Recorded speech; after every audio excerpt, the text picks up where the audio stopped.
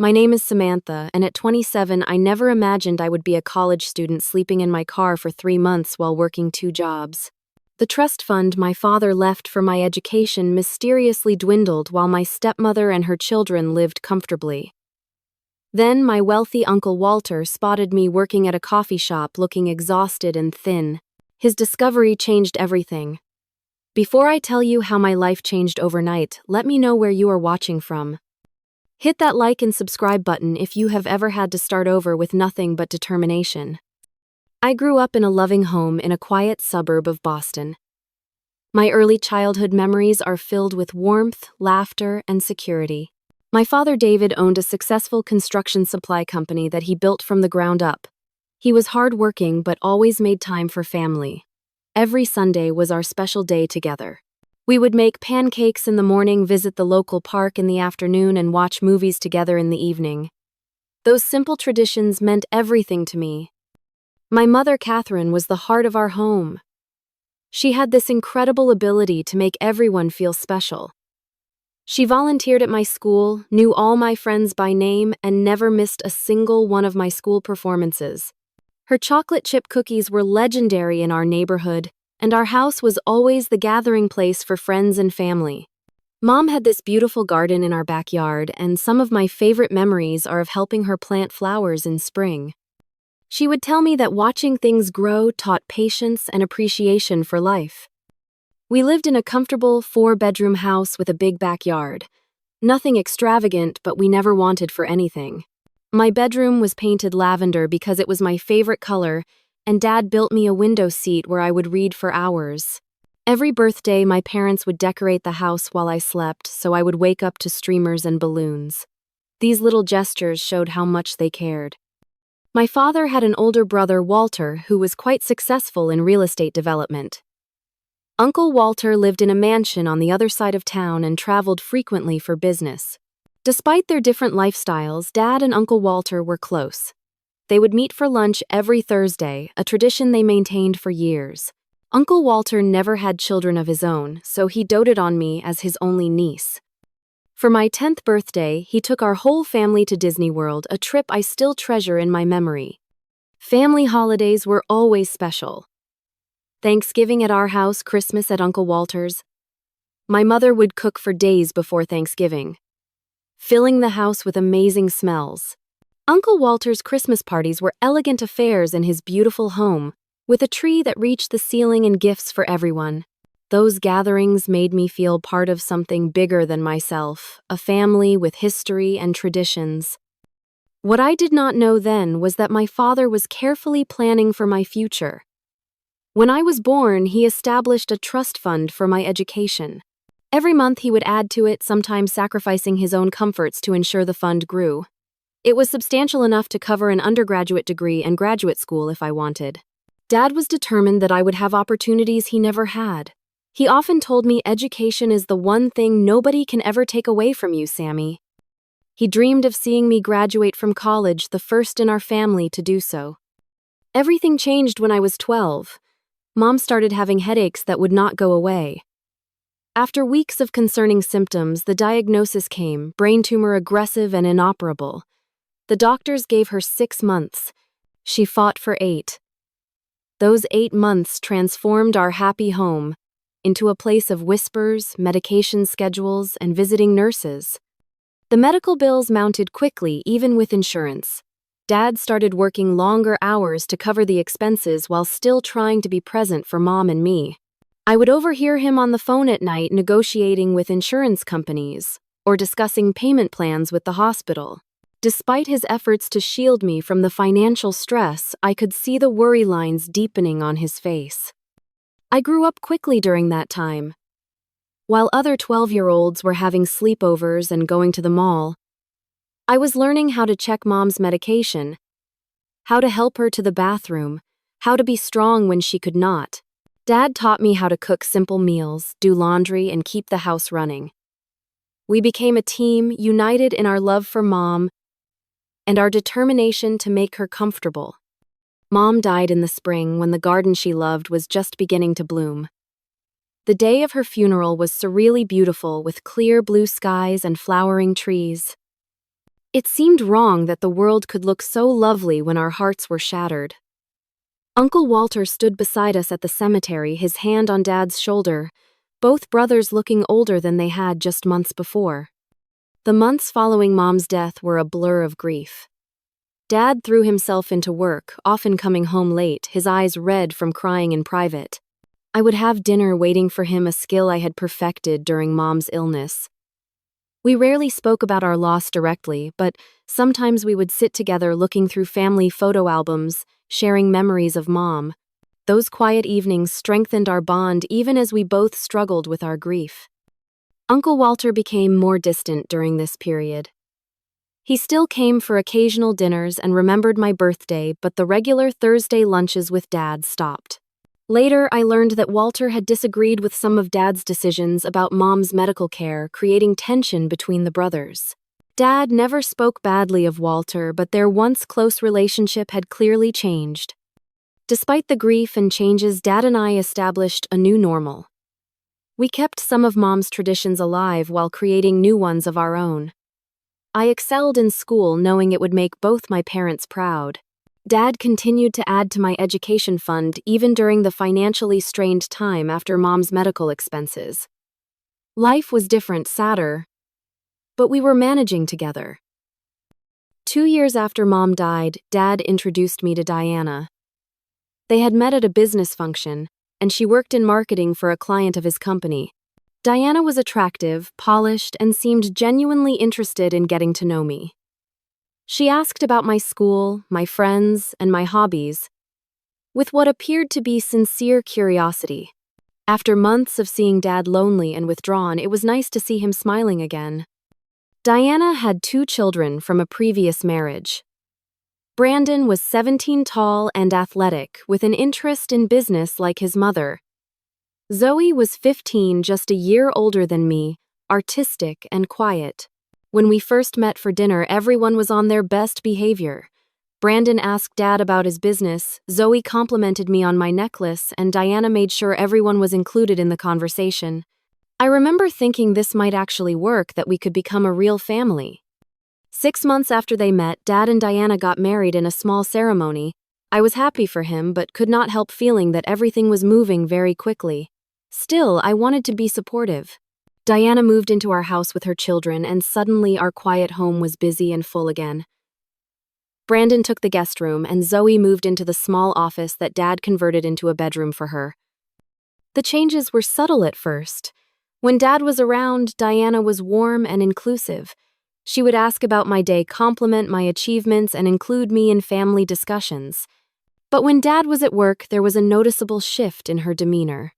Her smile did not reach her eyes, her questions became more like interrogations, and she began to compare me unfavorably to Zoe.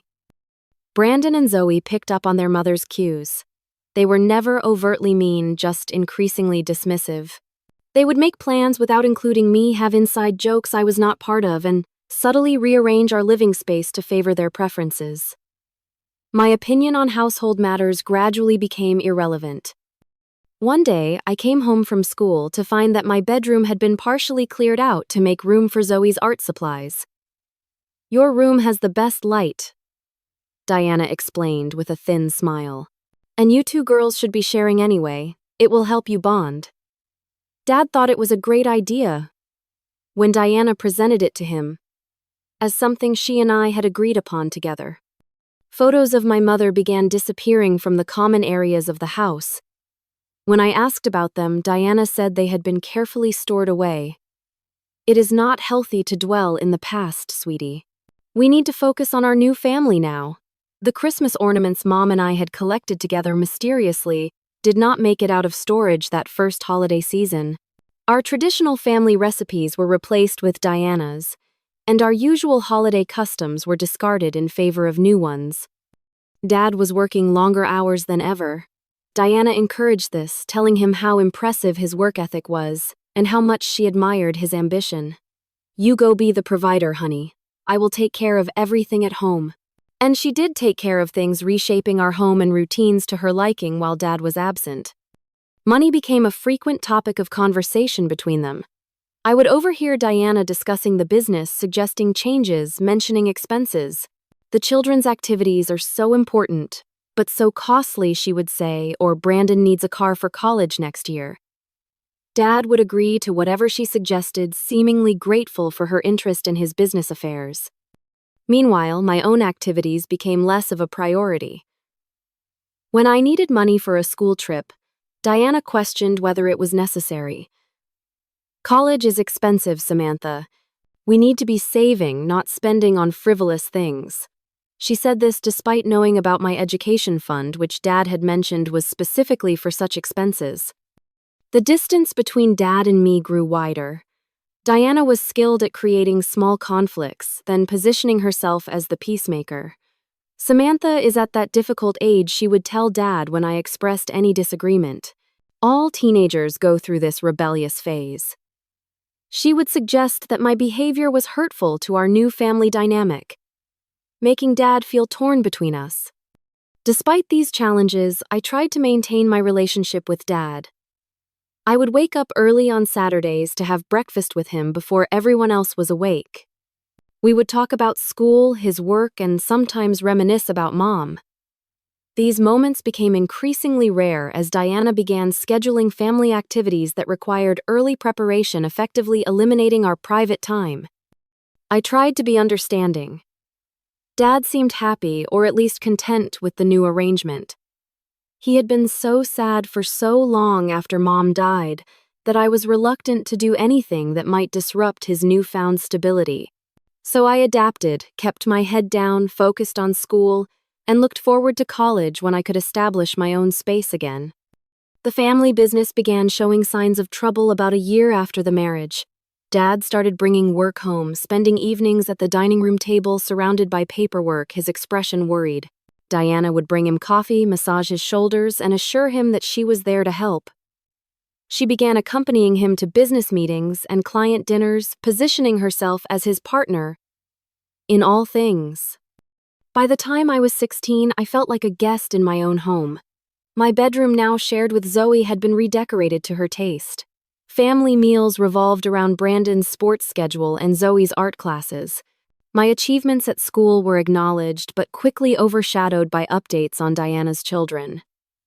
It was clear who the real family was, and I was not truly part of it. The call came on a Tuesday afternoon during my junior year of high school. I was in chemistry class when the school secretary appeared at the door, her face somber. In the office, Principal Martinez told me there had been an accident.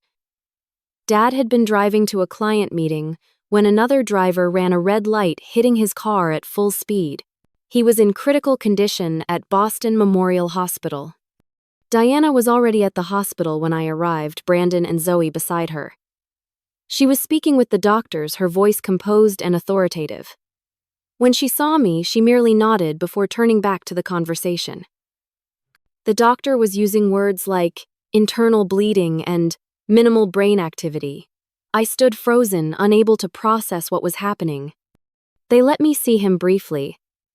Dad was connected to so many machines, his face bruised beyond recognition. I held his hand, still warm but unresponsive, and told him I loved him. I reminded him of our trip to the beach last summer, how we had built a sandcastle together like we used to when I was little. I promised to make him proud. I do not know if he heard me, but I needed to say the words. 3 hours later, he was gone. Just like that, my father, my rock, my remaining parent had left this world. I was 17 years old and completely alone. The hospital waiting room became a blur of faces and voices. Uncle Walter appeared briefly, looking shocked and older than I remembered. He hugged me tightly and whispered, "I am so sorry, Samantha." But Diana quickly intercepted him, pulling him aside for a private conversation. I did not see him again until the funeral. The days that followed were surreal. Diana took charge of all the funeral arrangements, rarely consulting me about anything. The service was held at a church Dad had never attended with a minister who had never met him. Diana selected an expensive casket and elaborate flower arrangements, presenting herself as the devastated widow. During the service, she gave a tearful speech about their brief but passionate marriage, positioning herself and her children prominently as the grieving family. I sat in the front row, numb and disconnected from the proceedings. This did not feel like a tribute to my father as I knew him. There was no mention of his love for jazz music, his terrible dad jokes, or his tradition of making heart-shaped pancakes on Valentine's Day. The man being eulogized seemed like a stranger. Uncle Walter attended the funeral but kept his distance from Diana. He approached me after the service, pressing a card into my hand. "Call me when things settle down," he said quietly. "We need to talk." Before I could respond, Diana appeared at my side, steering me towards some distant relatives who wanted to offer condolences. 3 days after the funeral, we met with Dad's lawyer for the reading of the will. I learned that Dad had updated his will shortly after marrying Diana. The family business had been left to her with the understanding that it would eventually pass to me when I was ready to take it over. The house was also left to Diana with a provision that I could continue living there until I completed college. Most significantly, the education trust fund remained intact for me, but with Diana named as trustee until my 25th birthday. The lawyer explained that the fund was substantial enough to cover an elite university education plus graduate school if I chose that path. There was also a separate inheritance that would come to me at 25, providing a solid foundation for my adult life. Diana nodded approvingly throughout the meeting, occasionally squeezing my hand in what might have appeared to be a gesture of support. But her grip was too tight, almost possessive. As we left the lawyer's office, she began immediately talking about managing these assets responsibly during difficult economic times. The change in Diana was immediate and complete once the legal matters were settled. That very evening, she called a family meeting. Brandon and Zoe sat on either side of her on the sofa, a united front. I sat alone in the armchair that had once been Dad's favorite. Now that the formalities are behind us, we need to discuss practical arrangements. Diana began, her voice businesslike. "Samantha, you will be moving to the smaller bedroom upstairs. Brandon needs your room since he will be commuting to college in the fall and he needs the space for his workout equipment and study area." When I protested that it was my childhood bedroom filled with memories, Diana's expression hardened. "This house belongs to me now, and I will decide how the space is used. Your father would want what is best for all of us, not just you." That night, Brandon and Zoe helped their mother move my belongings to the converted attic room, a space with sloped ceilings and poor heating. Many of my things mysteriously did not make the transition, including several keepsakes from my mother and photos of our original family. Within weeks, all visible traces of my parents' life together had been erased from the house. Family photos were replaced with new ones featuring Diana, her children, and occasionally my father. It was as if my mother had never existed and my own childhood had been edited out of the family narrative. The dynamic at home grew increasingly hostile. Diana would critique everything from my appearance to my study habits. "Your father worked himself to death providing for you," she would say. "The least you could do is show some gratitude and respect for this family." Brandon began treating me like an unwelcome houseguest, entering my room without knocking and borrowing my belongings without asking. Zoe was less overtly antagonistic, but clearly aligned with her mother and brother, reporting my comings and goings as if I were under surveillance. Diana took control of all my expenses, demanding receipts and justification for everything from school supplies to clothing. "As trustee, I have a fiduciary responsibility," she would remind me. "Your father trusted me to make wise decisions with his money." Basic necessities became luxuries. I had to justify while Brandon received a new car for his college commute and Zoe attended an expensive summer art program. My final year of high school became an exercise in endurance. I spent as much time as possible at school joining clubs and study groups to avoid going home. I found part-time work at a local bookstore, saving every dollar in a private account Diana did not know about. I focused intensely on my studies, knowing that a scholarship would give me more independence from Diana's financial control. The emotional abuse was constant but subtle enough that outsiders might not notice. Diana never hit me, but her words cut deeper than any physical blow could have.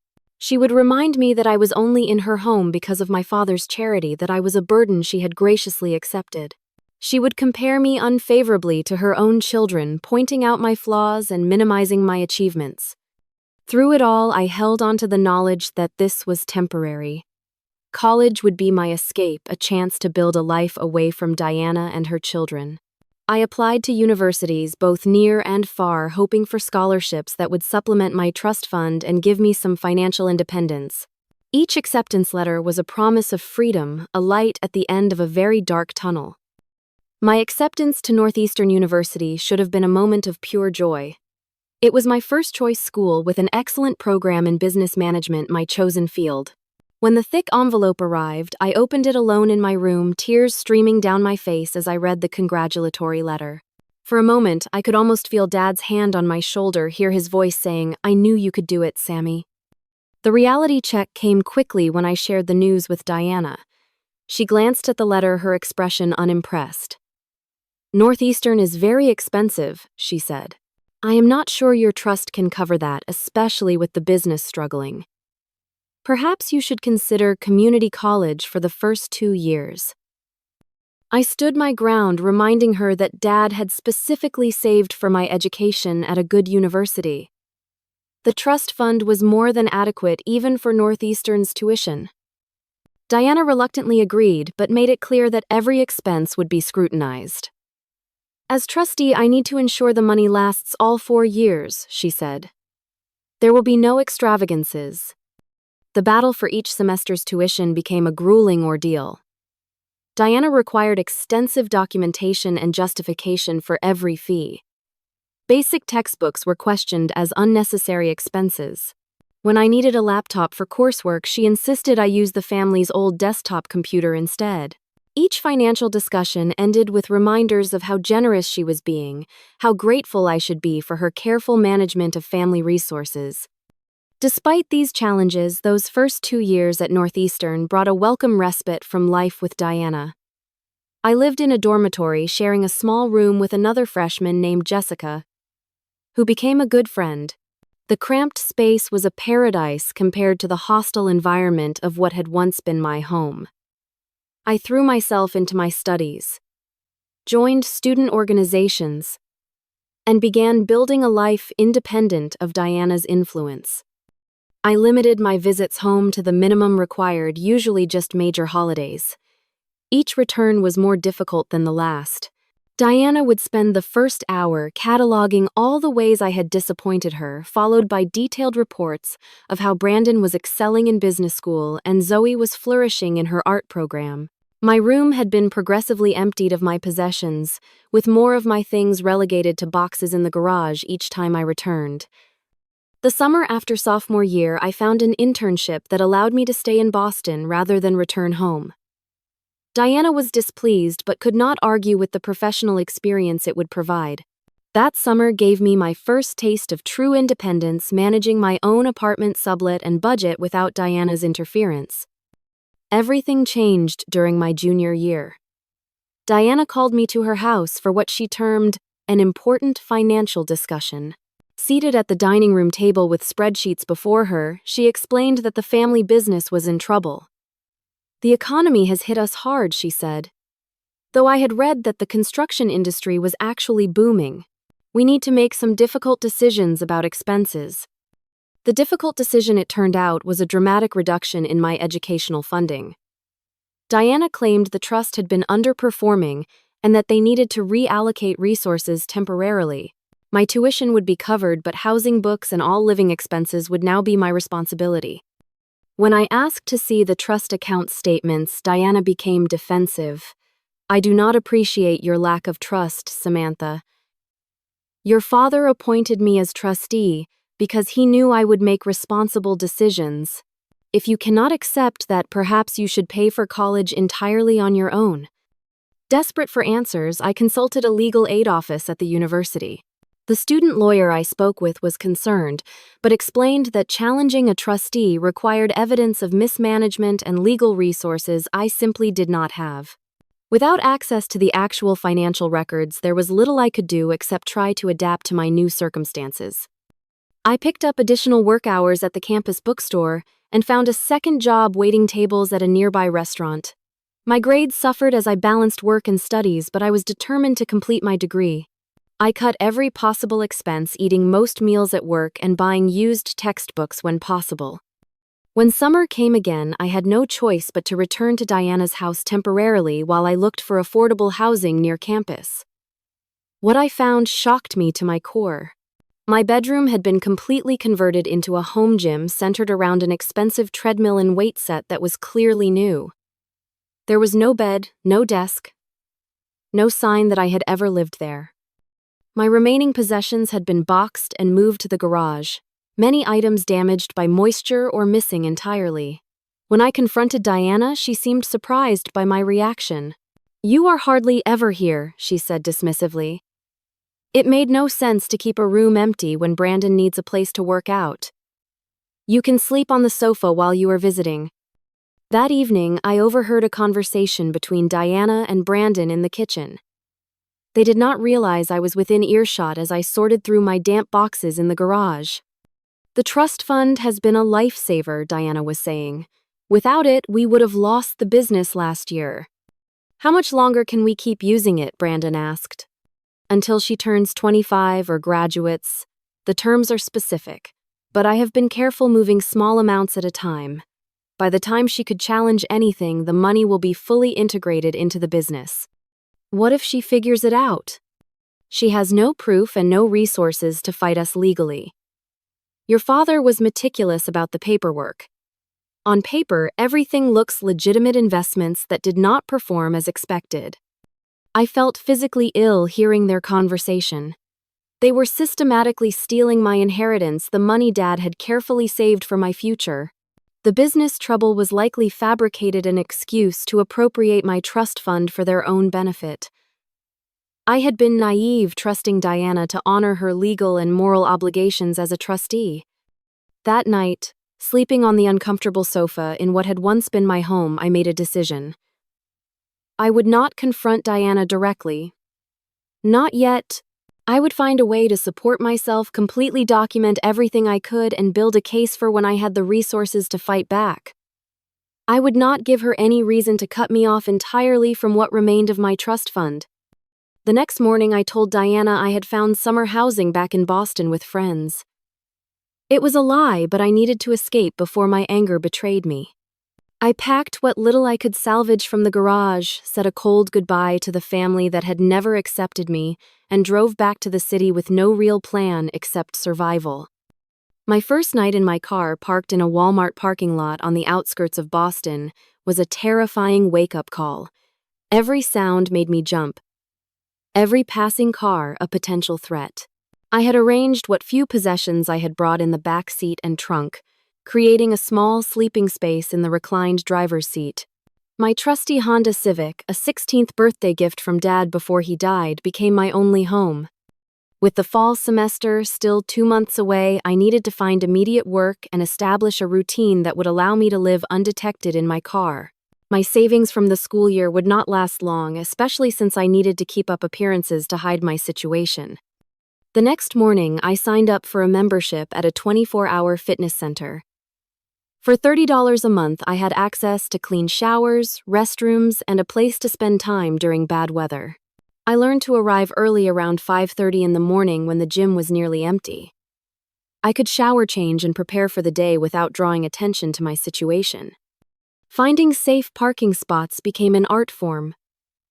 I rotated between several locations, the Walmart lot, a quiet residential street near the university, and occasionally the parking garage at the mall where security was minimal. I never stayed in one place more than 2 nights in a row to avoid detection. Hospital parking lots were good in emergencies as they always had activity and security, making them relatively safe for a woman alone. I found a job at a coffee shop near campus that opened at 6 in the morning. The early shift suited my new sleeping schedule, and the manager was impressed by my willingness to work when others preferred to sleep in. The tips were decent, and the job came with the perk of free coffee and discounted food. More importantly, it gave me a legitimate place to be during the day. For evenings and weekends, I picked up shifts at a clothing store in the mall. Between the 2 jobs, I was working nearly 70 hours a week, leaving little time to dwell on my circumstances. Every dollar went into a new bank account. Diana knew nothing about building a safety net for the coming school year.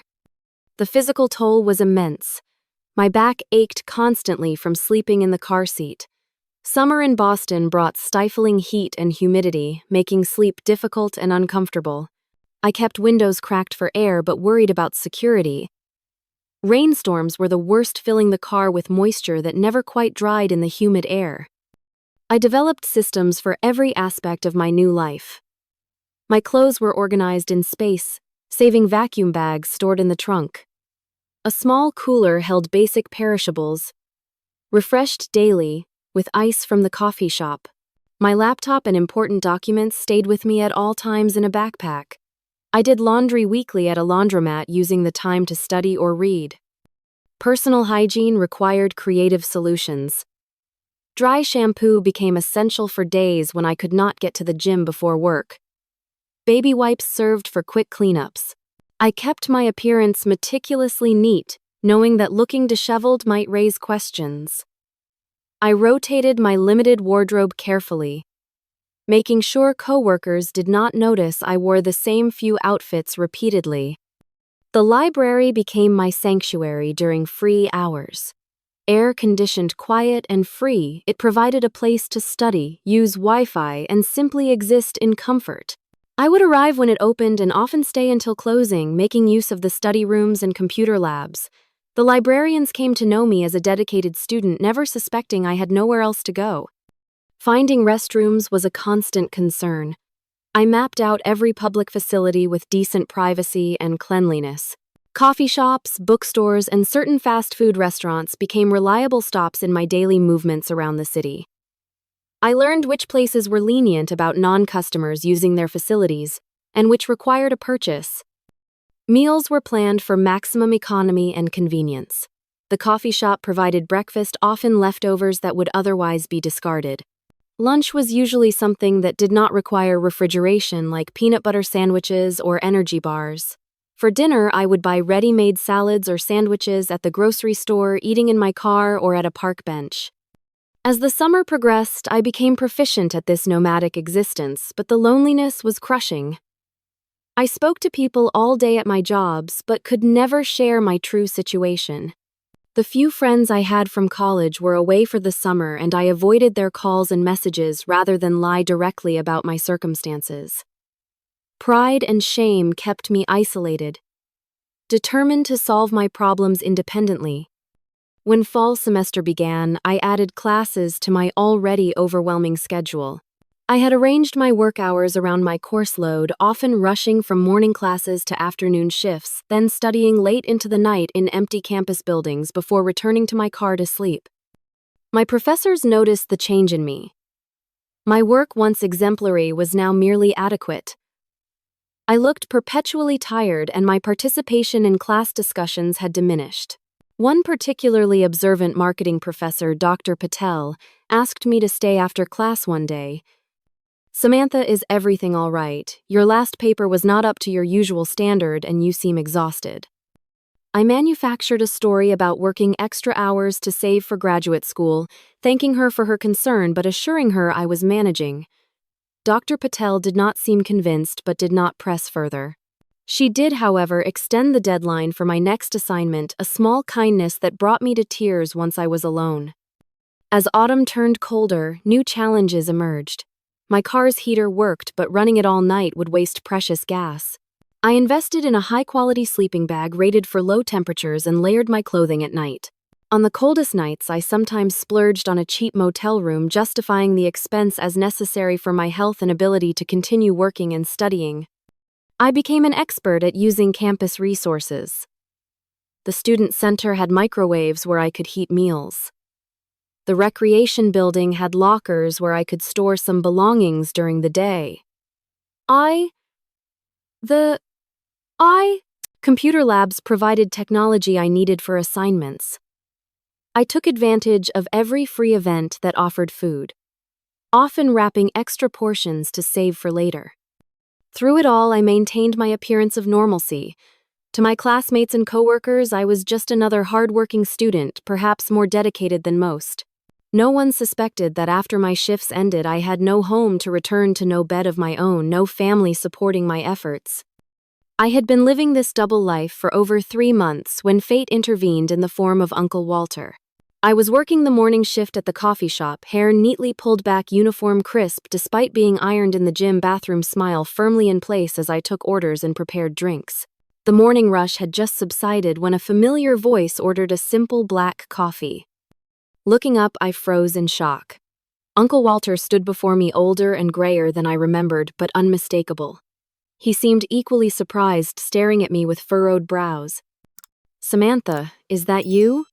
I nodded, suddenly conscious of how thin I had become, how exhausted I must look despite my efforts to appear normal.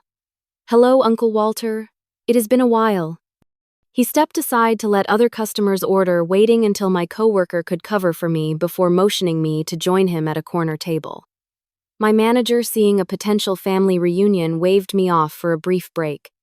"What are you doing working here?" Walter asked, his tone concerned rather than judgmental. "I thought you would be focused on your studies. Diana mentioned you were doing well at Northeastern." The mention of Diana's name sent a surge of anger through me. "When do you speak to Diana?" "Rarely. A courtesy call about the business occasionally. We are not close." He studied my face carefully. "Samantha, you look exhausted. Is everything all right?" Perhaps it was the genuine concern in his voice, or the accumulated stress of months of pretending, but something in me broke. Tears filled my eyes, and I quickly wiped them away, embarrassed to be crying at work. "I get off at 2, I said quietly. "Could we talk then?" Walter nodded, his expression serious. "I will come back. We definitely need to talk." Those 4 hours were the longest of my life. When my shift finally ended, I found Walter waiting in his car, a luxury sedan that made my weathered Honda look even more pathetic. He suggested we go somewhere for lunch, and I directed him to a small cafe where I knew the food was reasonably priced. Over sandwiches, the whole story poured out of me. The gradual takeover of my home after Dad died. Diana's control of my trust fund. The conversion of my bedroom to a gym. The overheard conversation about using my money to save the business. My current living situation in my car, working 2 jobs while trying to maintain my studies. Walter listened without interrupting, his expression darkening with each new detail. When I finally finished, he was silent for a long moment, hands clasped tightly on the table. "I had no idea," he finally said, voice tight with anger. "I knew Diana and I had our differences, but I never imagined she would do this to you, to David's daughter." He shook his head. "I should have stayed more involved after your father died. This is partly my fault." "You could not have known," I said, suddenly feeling lighter, having shared my burden. Walter reached across the table and took my hand. "This ends today, Samantha. No niece of mine is going to live in her car while that woman misappropriates her inheritance. Come with me right now." Uncle Walter's reaction was immediate and decisive. After lunch, he insisted on seeing my car, his face growing grimmer as he took in the neatly organized but undeniably makeshift living arrangement. My few possessions were carefully stowed in the trunk and back seat. A small pillow and blanket were arranged on the reclined driver's seat. A cooler in the passenger footwell held a few perishable food items. "This is unacceptable," he said firmly. "Pack whatever you need for tonight. You are coming to my house immediately." I hesitated, pride and independence warring with desperate need. "I do not want to be a burden."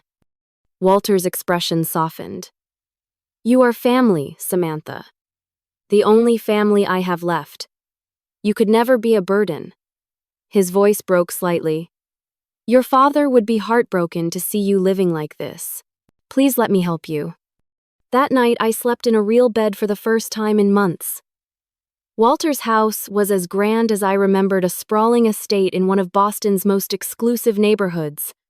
He gave me a guest suite with my own bathroom, fresh towels, and even a spare set of pajamas his housekeeper found. The luxury was overwhelming after months of deprivation. Over breakfast the next morning, Walter outlined his plan. "I have already called my attorney. We are meeting him at 10. I want you to tell him exactly what you told me yesterday, every detail you can remember about Diana's management of your trust. Walter's attorney, Mr. Greenberg, was a sharp-featured man with piercing eyes and a reputation as one of Boston's most formidable litigators. He listened intently as I recounted my story, taking detailed notes and occasionally asking for clarification. "Based on what you have described," he said, "when I finished, we have strong grounds to petition for Diana's removal as trustee. The conversion of trust assets for personal or business use is a serious breach of fiduciary duty. The court takes a very dim view of trustees who commingle funds or use them for unauthorized purposes." "What about the things Diana said about investments not performing well?" I asked. Mr. Greenberg smiled thinly. "Financial records do not lie, Miss Roberts. If Diana has been transferring money from your trust to the business, there will be a paper trail. My forensic accountant will find it." The investigation moved quickly. Mr. Greenberg obtained a court order for all records related to my trust fund and the family business. Walter insisted I focus on my studies while they handled the legal aspects, offering me a place in his home for as long as I needed. I reduced my work hours to a manageable level, keeping only the coffee shop job that I actually enjoyed. 2 weeks later, Mr. Greenberg called us in for a meeting. Spread across his desk were financial statements, bank records, and business documents. His expression was grim but satisfied. "We found it," he said without preamble. "Over the past 3 years, Diana has systematically diverted funds from Samantha's trust into the family business. The transfers were disguised as investments, but there was never any formal loan agreement or equity exchange. The business has been operating at a loss for years, and Diana has been using the trust as a personal slush fund." The numbers were staggering. Nearly $200,000 had been diverted from my education trust, leaving less than a quarter of what should have been available. In addition, Diana had been paying herself an excessive trustee fee and using trust assets to cover personal expenses for herself and her children. "This goes beyond civil violations," Mr. Greenberg continued. "There is enough evidence here for criminal charges of fraud and embezzlement. The question is how you want to proceed." Walter looked to me. "This is your decision, Samantha. We can pursue criminal charges or we can focus on recovering your assets through civil action. Either way, Diana will be removed as trustee immediately." I thought about Diana, Brandon, and Zoe, who had systematically pushed me out of my own home and stolen my inheritance. I thought about sleeping in my car through summer heat and autumn chill. I thought about working until my hands cracked and my feet blistered, all while they lived comfortably on money my father had saved for my future. "Both," I said firmly. "I want to pursue both criminal and civil action. What they did was wrong, and they should face consequences." The confrontation happened in Mr. Greenberg's office. Diana arrived with her own attorney, a nervous-looking man who seemed overwhelmed by the situation. She maintained her composure until Miss Greenberg began methodically presenting the evidence, at which point her facade began to crack. "These were legitimate business investments," she insisted. "David would have wanted the company preserved for Samantha's future." "Then why was there no formal investment agreement?" Mr. Greenberg countered. "Why were the transfers concealed in the trust accounting? And why were personal expenses for Brandon and Zoe being paid from trust assets?" Diana's attorney whispered urgently in her ear, but she brushed him off. "I was doing what was best for the family. The business needed capital, and the trust was just sitting there." "It was not just sitting there," I said, finding my voice. "It was my future. It was meant for my education and security, not for saving a failing business or buying Brandon a car." Diana's eyes narrowed. "You were always so entitled, Samantha. Always expecting special treatment because you were David's precious daughter. He spoiled you, and look how you repay his memory, attacking the family business he built." Walter, who had been silently observing, finally spoke. "The business was failing because of your mismanagement, Diana. Not because of Samantha. David built a profitable company that you ran into the ground, and then you stole from his daughter to cover your mistakes." Diana turned to Walter, her expression venomous. "You were always jealous of David's success, his family. That is why you swooped in to turn Samantha against me. You could not stand to see me carrying on his legacy. My brother and I had our differences, Walter said calmly, but he would be disgusted by what you have done. Using his daughter's inheritance to prop up your failing business while she sleeps in her car, that is not carrying on any legacy David would recognize. The revelation that I had been homeless seemed to briefly pierce Diana's armor.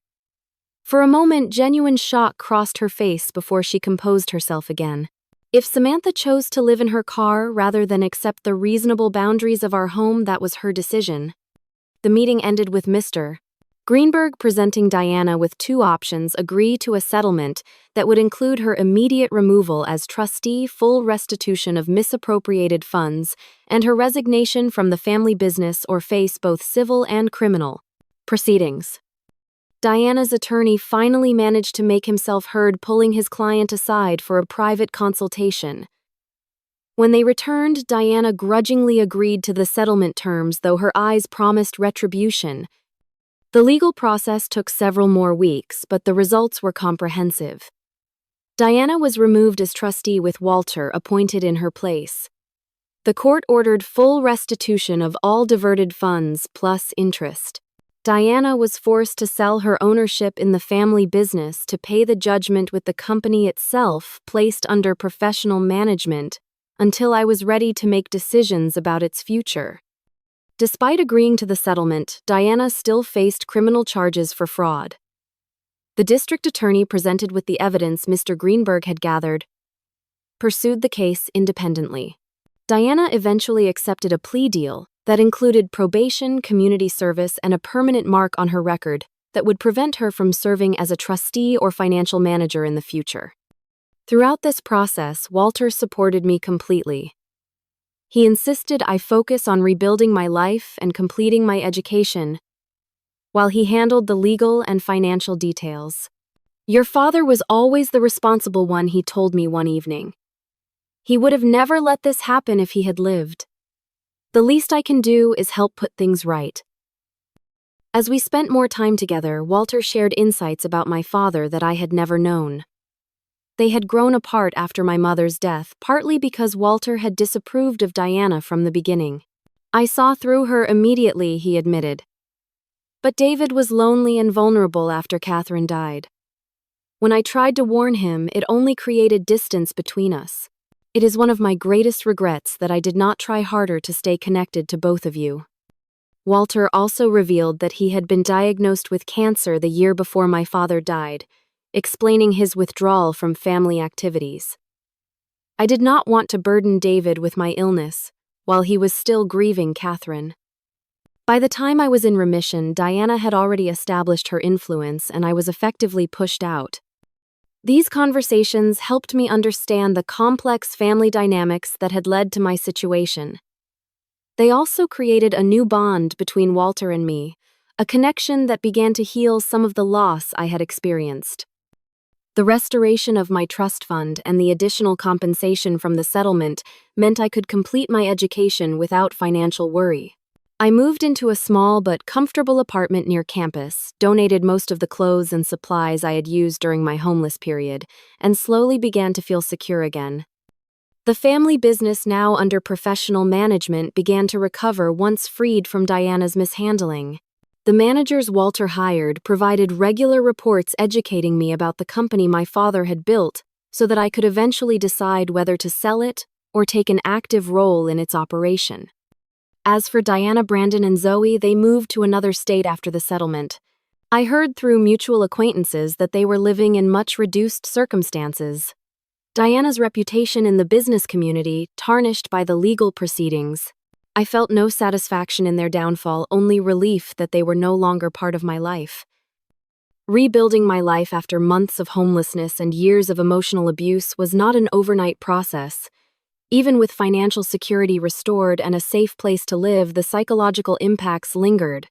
I would wake in panic in my new apartment, momentarily disoriented and expecting to find myself in my car. I hoarded food and kept an emergency bag packed, unable to fully trust that my situation was stable.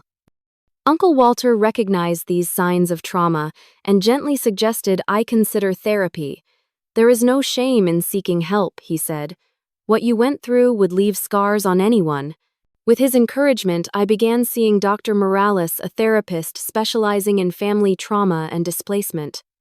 In those sessions, I learned to process the complex grief of losing both parents, the betrayal by my stepfamily, and the fear and shame of my homeless period. Dr.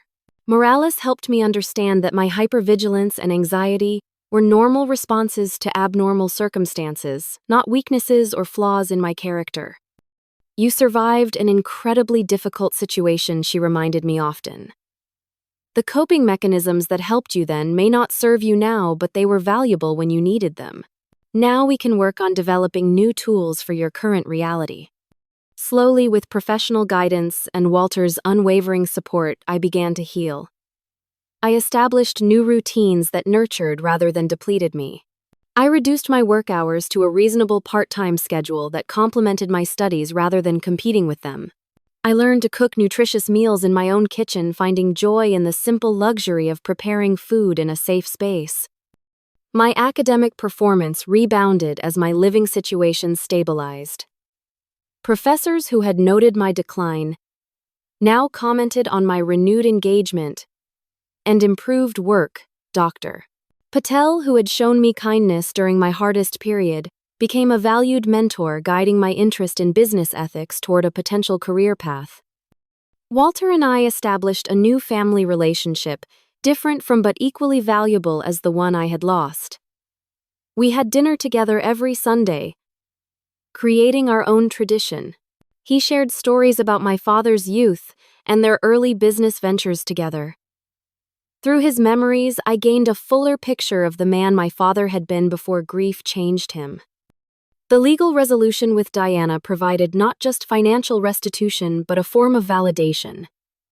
The courts had recognized the wrong done to me, affirming that I had not imagined or exaggerated the mistreatment. This official acknowledgement helped counteract years of gaslighting and dismissal. As my immediate crisis receded, I began volunteering at a youth shelter, using my experience to help other young people facing housing insecurity. I understood their pride, their shame, their desperate need for normalcy in a way that most volunteers could not. Without revealing the details of my own story, I could offer genuine empathy and practical advice. This volunteer work eventually led to a part-time position coordinating services for college students experiencing homelessness, an invisible population larger than most people realize. The work was meaningful and healing, allowing me to transform my painful experience into something constructive. My academic focus shifted slightly as my personal experiences informed my professional interests. I added courses in nonprofit management and social entrepreneurship to my business curriculum, envisioning a career that would balance financial success with social impact. My senior thesis examined housing insecurity among college students, drawing attention to a growing problem while proposing practical solutions. Graduation day was a triumph I had once feared might never come.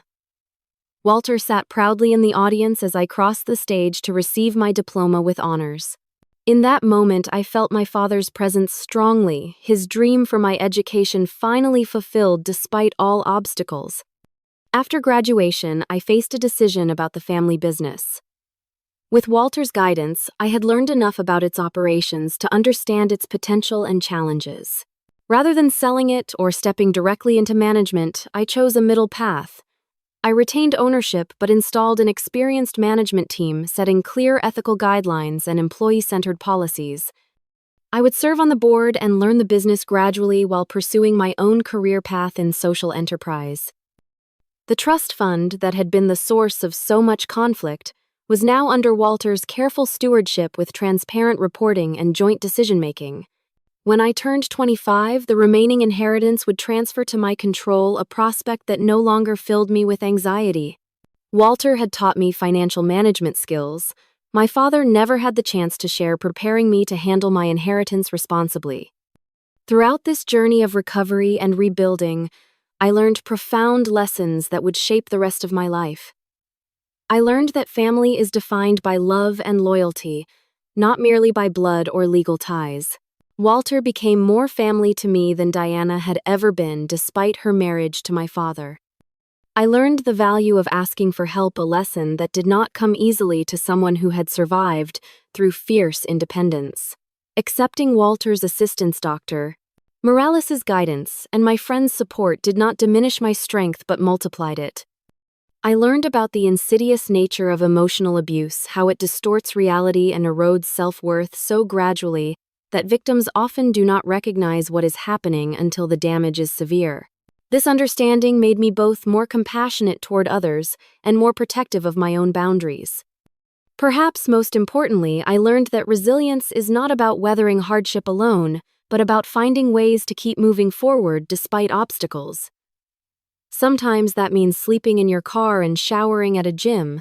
Sometimes it means accepting a spare bedroom and legal help from a long-lost uncle. The strength is not in the specific strategy, but in the refusal to surrender to circumstances. Today, 5 years after Walter found me working at that coffee shop, my life bears little resemblance to my darkest days. I have a fulfilling career working with a foundation that addresses youth homelessness. I own a small but beautiful apartment in a city I love. I have meaningful relationships with friends who know my full story and love me anyway. And I have a relationship with Walter that has enriched both our lives immeasurably. The pain of my past has not disappeared entirely. I still have moments of grief for my parents, flashes of anger at Diana's betrayal, occasional nightmares about living in my car. But these emotional echoes no longer control my life or define my identity. They are simply part of a story that shaped me, but does not limit me. If you are facing your own impossible situation right now, please know that circumstances can change in ways you cannot imagine. The person who might help you could be someone you have not spoken to in years, or someone you have not yet met. The strength you need might come from resources you do not yet recognize. Have you ever experienced a moment when everything changed because someone noticed your struggle? Or have you been that person for someone else? Share your story in the comments below. Your experience might be exactly what another viewer needs to hear today. Do not forget to like and subscribe if this story resonated with you, and share it with someone who might need a reminder that even the darkest situations can lead to unexpected light. Thank you for listening to my journey, and remember, your story is still being written, and the next chapter might be better than you can imagine.